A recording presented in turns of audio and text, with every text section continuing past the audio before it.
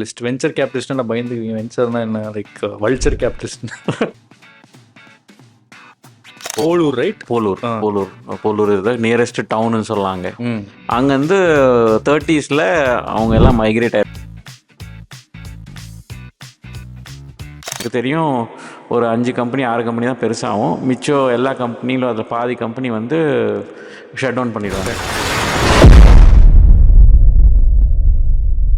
Repels venture capital funded business தான். பேர் start அப்னா ஸ்டார்ட் அப் ஒரு கம்பெனி ஸ்டார்ட் பண்ணால் ஸ்டார்ட் அப்ன்றாங்க. நம்ம பெருசாக பண்ணணும், சஸ்டெயினபிளாக பண்ணணும், லாங் டேர்மில் பண்ணணும். ஒரு 6th 7th இயரில் தென் அந்த கம்பெனியை விற்க முடியும், அந்த ஷேர்ஸ் விற்க முடியும். ஹை ரிஸ்க்னு சொல்லுவோம், high reward, low liquidity and long term. அதுக்கு வந்து ஒரு டீமை வச்சோ இல்லை ChatGPT யூஸ் பண்ணி ஒரு நல்ல 3Cs கிரியேட் பண்ணணும். இப்போ நிறைய பேர் ChatGPT தான் யூஸ் பண்ணுறாங்க. ஒரு டைமில் நம்ம ஒரு வேலை பண்ணுறது இட் ஆட்டோமேட்டிக்லி கனெக்ட்ஸ் டு இன்னொரு இடத்துக்கு, அப்படியே அங்கே கனெக்ட் பண்ணலாம். கண்ணை மூடி திறந்தா வண்டி நின்றும், கார் நின்றும். அப்புறம் ட்ரங்க் வண்டி ஓட்டிட்டு ஆல்கஹால் குடிச்சிட்டு வண்டி ஏறினோம்னா வண்டி ஸ்டார்ட் ஆகாது. Allow people to do their own stuff, invest more capital to take risks, allow people to take risk. இது பண்ணா then more innovation will automatically happen.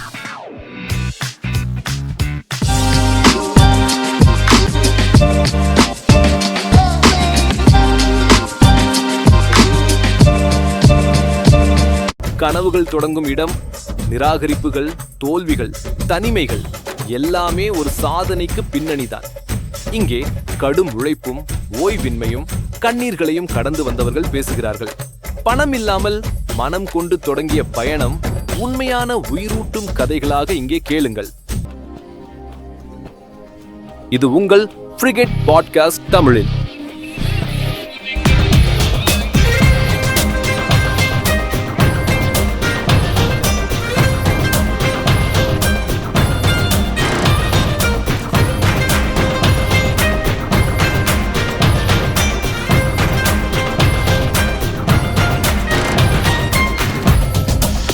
So வணக்கம் மக்களே, இன்னைக்கு நம்ம கூட மிஸ்டர் வினோத் சங்கர். இன்னைக்கு நம்ம வந்து தமிழ்நாட்டில் தமிழ் பேசுகிற ஒரு வெஞ்சர் கேபிட்டலிஸ்ட், அதாவது இடர் முதலீடுன்னு சொல்லலாம். அது தப்பு, தமிழ் இதுவங்களாம் இன்சியஸ்லாம் கொஞ்சம் கோச்சிக்காதீங்க. வினோத் நம்ம கூட இருக்காரு. இது வந்து ஒரு வித்தியாசமான ஒரு இடத்துல இருக்கு. ஏன்னா இதுக்கு முன்னாடி வந்து நம்ம நிறைய ஆண்டர்பிரனர்ஸ், தொழிலதிபர்களை நம்ம கூட பேசியிருந்தோம். இன்னைக்கு வந்து ஒரு முதலீட்டாளர், கரெக்டான ஓகே, முதலீட்டாளர் அவரு கூட நம்ம இருக்கோம். ஏன்னா அவரும் வந்து பார்த்தீங்கன்னா ஒரு இயந்திர பொறியியல் மெயினாக, அதாவது இன்ஜினியரிங், டீப் இன்ஜினியரிங்கில் இருந்து ஒரு கிட்டத்தட்ட ஒரு 25 கம்பெனி இருக்கும். கரெக்டாக 25 கம்பெனியில் இந்தியாவில் ஒன் ஆஃப் தி டாப் அந்த டீப் டெக்குன்னு சொல்லுவாங்க. அதாவது எப்படி சொல்கிறதுன்னா, தொழில்நுட்பத்தில் ஆழ்ந்தன்னு சொல்லலாம் இல்லையா, ஆழ்ந்த தொழில்நுட்பம்ல இன்வெஸ்ட் பண்ணியிருக்கிற வினோத் இருக்கார் நம்ம கூட. அவரோட தமிழ் ஆரிஜின் எங்கிருந்து அப்படின்றத நம்ம ஸ்டார்ட் பண்ணலாம். அதுக்கப்புறம் நம்ம வந்து எந்த மாதிரி கம்பெனிஸில் அவங்க இன்வெஸ்ட் பண்ணியிருக்காங்க அண்ட் எப்படி இன்வெஸ்ட் பண்ணுவாங்க, ஏன் இன்வெஸ்ட் பண்ணுவாங்கன்றது கேட்டுட்டு we can conclude the session. சரி, சூப்பர். என்னோட தாத்தா பாட்டி எல்லாம் திருவண்ணாமலையிலேருந்து, நாங்கள் வந்து ஒரு 3 ஜென்ரேஷனாக பெங்களூர்ல தான் வந்து அங்கே தான். திருவண்ணாமலையில் எந்த? திருவண்ணாமலையில் போலூர் டிஸ்ட்ரிக்ட். போலூர், ஓகே. அதான் அங்கே தான் என்னோட தாத்தா பாட்டி எல்லாரும், எங்கள் அம்மா சைடு அப்பா சைடு எல்லாம். பட் அங்கே இப்போ நிறைய போகிறதும் இல்லை, எப்பயாவது. போலூர் ரைட்? போலூர் இது நியரஸ்ட் டவுன்னு சொல்லாங்க. அங்கேருந்து 30s அவங்க எல்லாம் மைக்ரேட் ஆயிருக்காங்க. அப்போவே 30s. நான் இப்போ பெங்களூர்லேயே ஒரு 4 ஜென்ரேஷன்ஸாக பெங்களூர்லேயே தான் இருக்கும். எதுக்காக போனாங்க? அதோட கதை என்னன்னா, அந்த ஏரியாவில் மழை நிறைய வராது. ஸோ அது வந்து அந்த கல்வராயன் ஹில்ஸோட back side. So it's a rain shadow almost. There is no too much of water. So எதுவும் விளையும், ஆனாலும் தண்ணி தான் பிரச்சனை. ஸோ ஒரு ஃபேமினில் ஒரு 1 ஆஃப் இயர்ஸில் everybody moved and all the family எல்லாருமே அங்கே அப்படியே மூவ் பண்ணிட்டாங்க. தட் இஸ் த ஆரிஜின் அங்கே என்ன கேட்டால். ஓகே. அங்கேருந்து தே ஜஸ்ட் அங்கே போய் கன்ஸ்ட்ரக்ஷன் பிஸ்னஸ் ஸ்டார்ட் பண்ணி அப்படியே தேவ் developed in Bangalore. Construction business தான் உங்களோட குலத்தொழில்னு வச்சு. கரெக்ட். அக்ரிகல்ச்சர்னு சொல்லலாம். பட் எல்லாருக்குமே அக்ரிகல்ச்சர் தானே. ஒரு மூணு தலைமுறை முன்னாடி எல்லாரும் அக்ரிகல்ச்சர் பண்ணிட்டு இருந்தவங்க தான். அந்த அக்ரிகல்ச்சரில் நம்ம சாப்பிட முடியாத காரணத்தினால ஐ திங்க் இன்னும் ஊர் வந்து மைக்ரேட்டட் டு பெங்களூர். அதுக்கப்புறம் கன்ஸ்ட்ரக்ஷன் பிஸ்னஸ் பண்ணிட்டாங்க. அதுக்கப்புறம் நான் அங்கேயே படித்து வாழ்ந்தேன். ஸோ எனக்கு பெங்களூரில் ஃபுல்லி எக்ஸ்போஸ்ட் இருந்தேன். அங்கே என்ன ஆகுது, அங்கே டெக்னாலஜி எக்ஸ்போஜர். அப்படி தான் நான் வந்து படித்தது எல்லாமே பெங்களூர் தான். படித்தது எல்லாமே பெங்களூர். தமிழ் வந்து ஆனாலும் வீட்டில் தமிழ் தான். வீட்டில் தமிழ் பேசுவோம், வீட்டில் கன்னடாவும் பேசுகிறோம். ஏன்னா அங்கேயே இருந்து வளர்ந்தனால வி லேர்ன்ட் ஈஸிலி. ஸோ எனக்கு every thing is an advantage தான். பெங்களூரில் இருந்தால் ஒரு 4 லாங்குவேஜ் ஈஸியாக கற்றுக்கலாம். ஸோ வீட்டில் தமிழ் பேசுவோம். ஓகே. பசங்களுக்கும் கன்னடாவும் தெரியும், தமிழும் தெரியும். இட்ஸ் அ குட் அட்வான்டேஜ்னு என்ன கேட்டால். ஸோ இந்த வெஞ்சர் கேபிட்டலிஸ்ட் அப்படின்னா என்ன? அது ஒரு உதாரணம். அது வெஞ்சர் கேபிட்டலிஸ்ட் அந்த வேர்டு தேடிட்டு இருந்தேன்ல, மூலதனம்னு. சரி, மூலதனம்னா கேபிட்டல். ஆனால் இது ரிஸ்க் எடுக்கிற கேபிட்டல்னா யாருமே அந்த ஒரு கம்பெனி ஸ்டார்ட் பண்ணும்போது காசு தேடி பேங்க்குக்கு போவாங்க, இல்லைனா அவங்க தெரிஞ்சவங்ககிட்ட போவாங்க. இந்த மாதிரி இருக்கும்போது இல்லை கடங்காரங்கிட்ட போவாங்கன்னு வச்சுக்கோங்க. இந்த மாதிரி தான் இருக்கும் பழைய காலத்துலலாம். இதான் இருக்கும். இல்லை அப்பா அம்மா கிட்ட வாங்கலாம். ஆனால் அந்த பிஸ்னஸ் யாருக்கிட்ட போனாலும் இது நடக்குமா, எப்படி வரும், ரிஸ்க் எடுக்கிறதுக்கு எவ்வளோ இருக்குது. வெஞ்சர் கேபிட்டல் என்னென்னா தேர் வில்லிங் டு டேக் பெரிய ரிஸ்க்ஸ். அவங்களுக்கு காசு வந்து எல்லா கம்பெனியும் ஒரு 20-30 கம்பெனியில் போட்டால் அவங்களுக்கு தெரியும் ஒரு 5 கம்பெனி 6 கம்பெனி தான் பெருசாகும். மிச்சம் எல்லா கம்பெனியிலும் அதில் பாதி கம்பெனி வந்து ஷட் டவுன் பண்ணிடுவாங்க. கண்டிப்பாக. ஸோ அந்த ரிஸ்க் எடுக்கிற இதுக்கு வந்து வெஞ்சர் கேபிட்டல்னு சொல்கிறோம். ஓகே. அந்த ரிஸ்க்கு எடுக்கணும். ஏன்னா அந்த ரிஸ்க் எடுக்கலைன்னா பிஸ்னஸஸே ஸ்டார்ட் ஆகாது.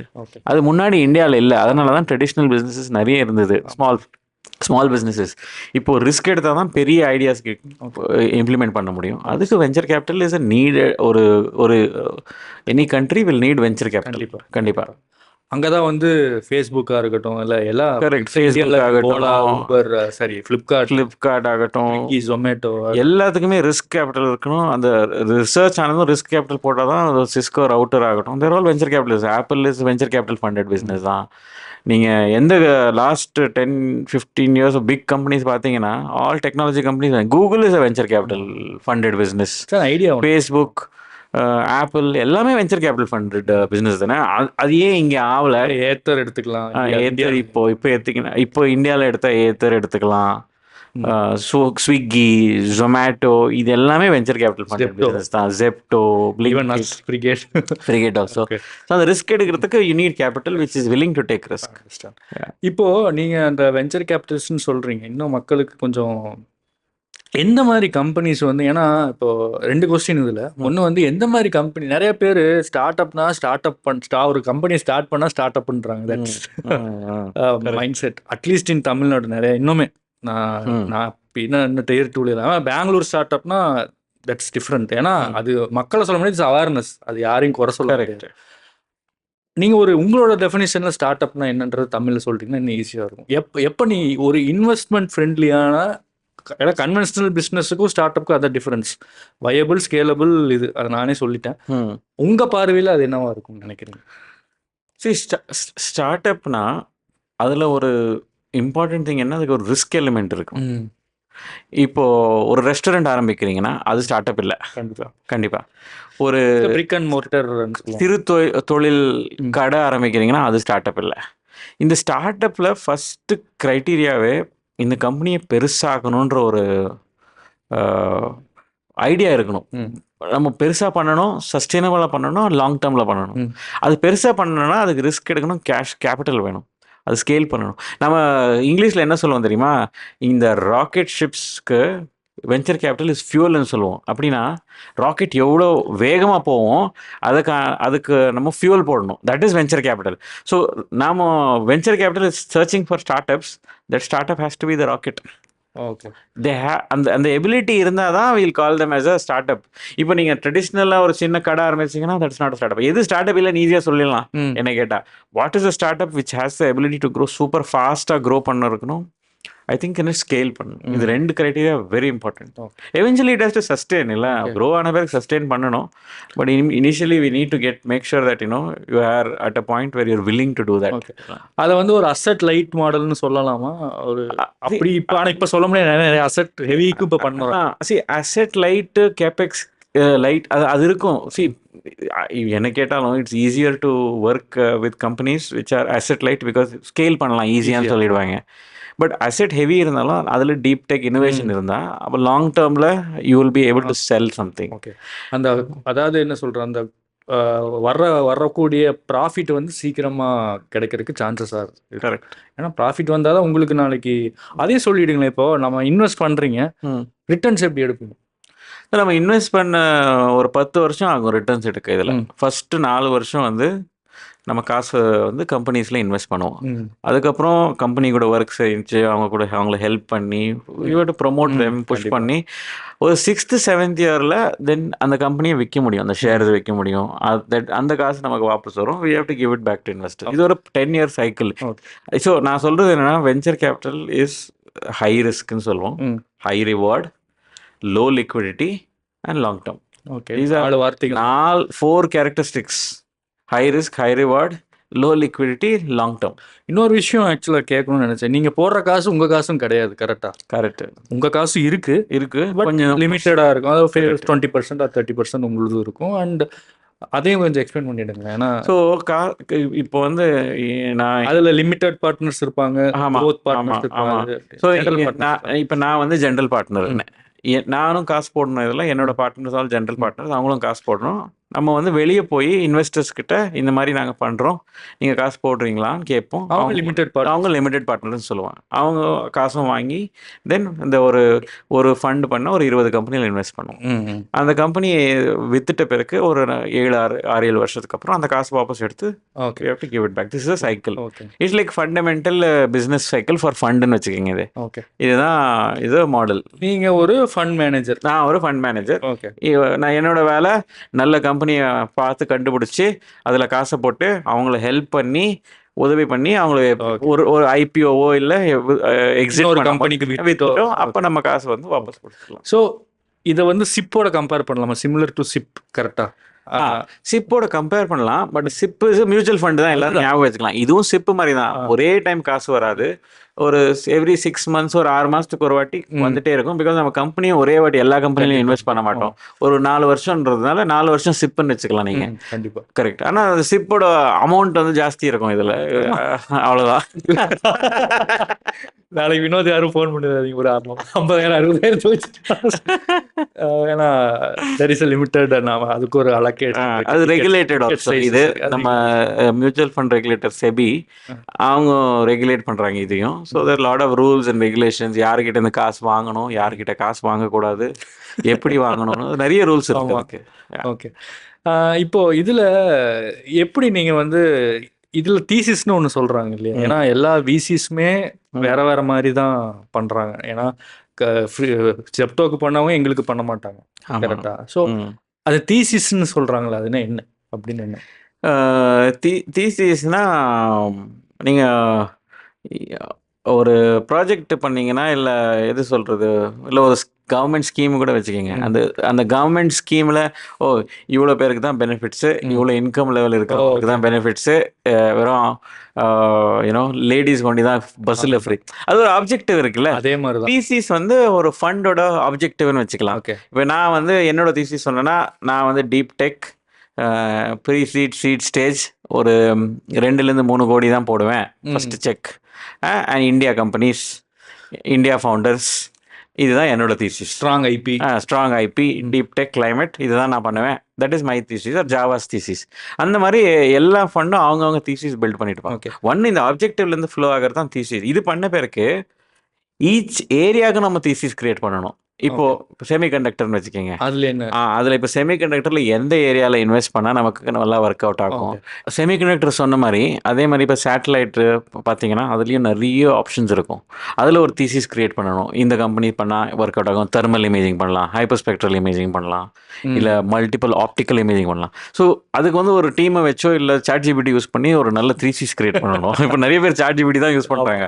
அந்த தீசிஸை கிரியேட் பண்ணி அந்த லிஸ்ட்டில் எந்த கம்பெனிஸ் இருக்காங்கன்னு கண்டுபிடிக்கணும். அதுவும் ChatGPT சொல்லிடும். அதுவும் சொல்லும் ஓரளவுக்கு. இப்போ ChatGPT இப்போ வந்து அனலிஸ்ட்டுக்கெல்லாம் வேலையே இல்லை. அதான் எங்கள் டீமில் அனலிஸ்ட்டே இல்லை இப்போ.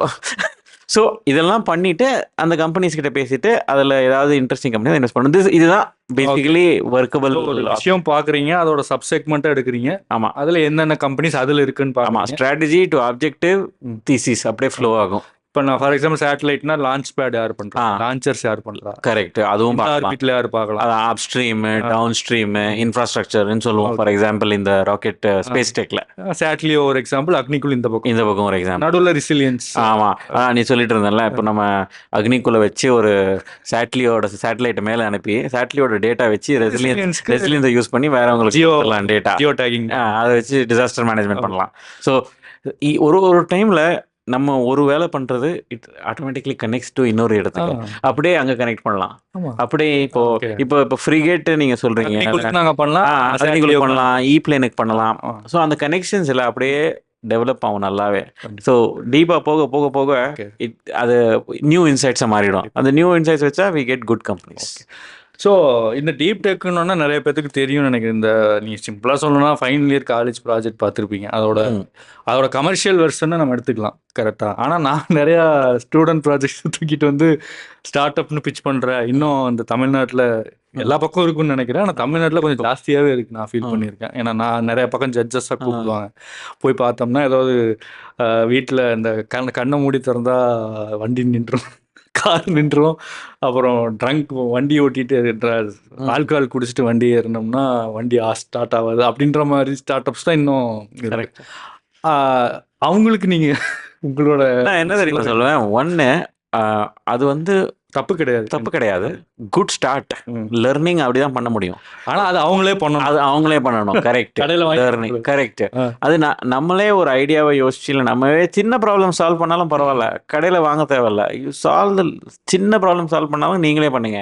அப்போ ப்ராப்ளம் சால்விங் மைண்ட் செட் வரும். அதுதான் காலேஜில் பண்ண வேண்டிய விஷயம், அதுதான் பண்ணணும். நெக்ஸ்ட் ஸ்டெப்பு இப்போ ஒரு ப்ராஜெக்ட்டு சின்ன நீங்கள் சொன்ன இந்த ஆல்கஹால் மீட்டர்லாம் அது நெக்ஸ்ட் லெவல் நீங்கள் பண்ணியிருக்கிறது வந்து லெவல் 1ன்னு வச்சுக்கோங்க. You have to take it to level 10.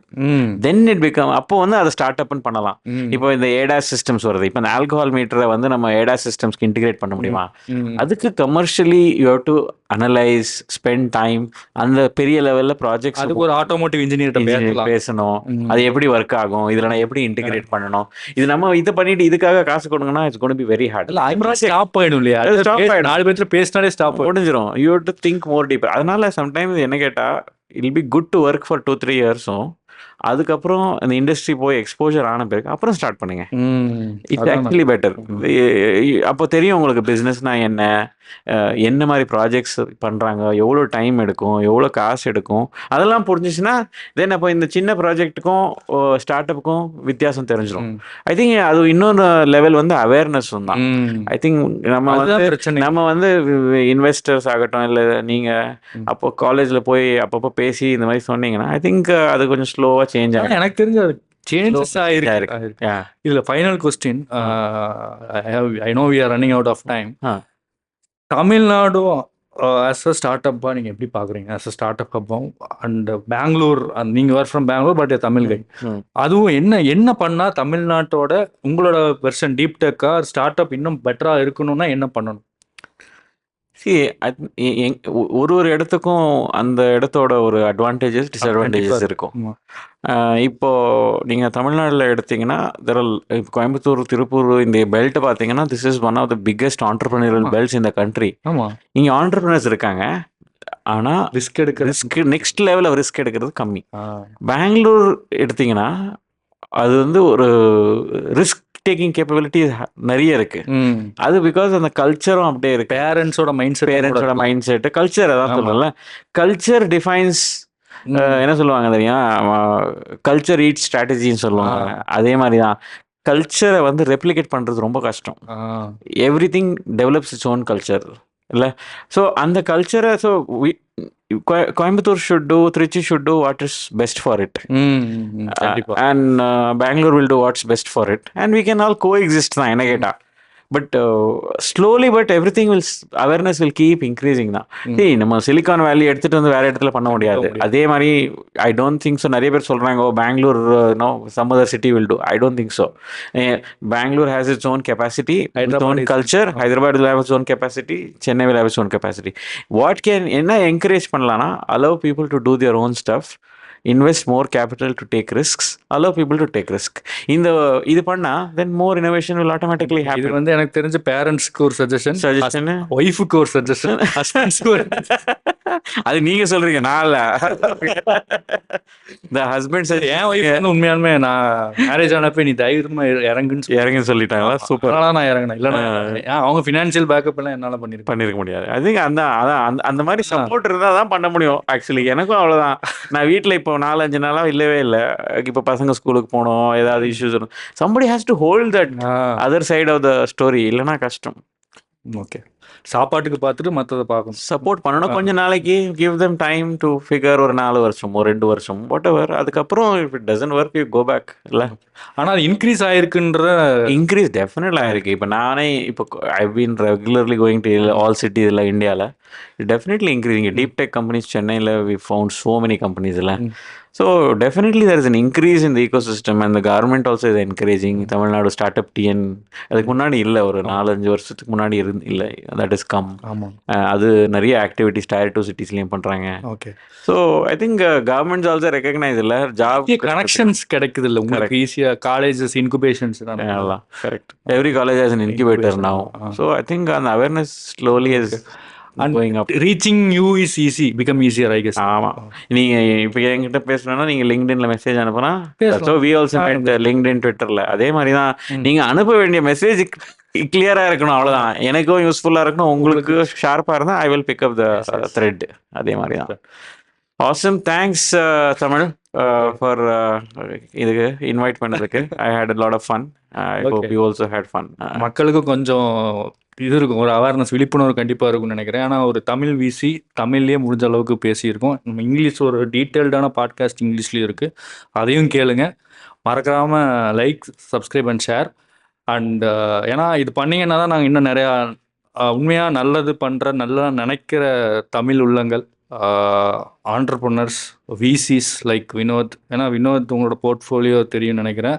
Agnikul, அப்புறம் இப்ளேன், எல்லாமே நீங்கள் கனவுல கூட நினச்சிருக்க முடியாது. அந்த மாதிரி ஒரு ஸ்டார்ட் அப்ஸில் இன்வெஸ்ட் பண்ணியிருக்காரு அவர் கனவுல நினச்சிட்டு.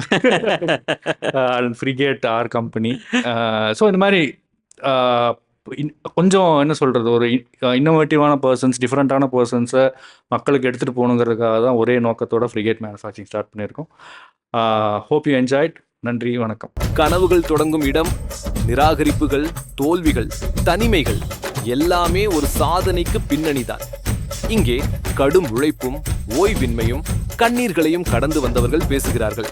பணம் இல்லாமல் மனம் கொண்டு தொடங்கிய பயணம் உண்மையான உயிரூட்டும் கதைகளாக இங்கே கேளுங்கள்.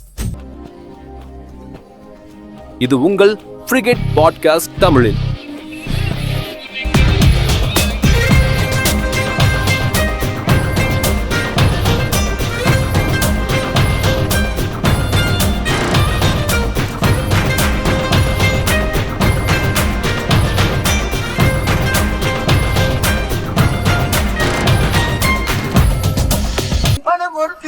புத்தகம் தான் நல்ல வானம் தான் வெல்லும் நீளம் தான்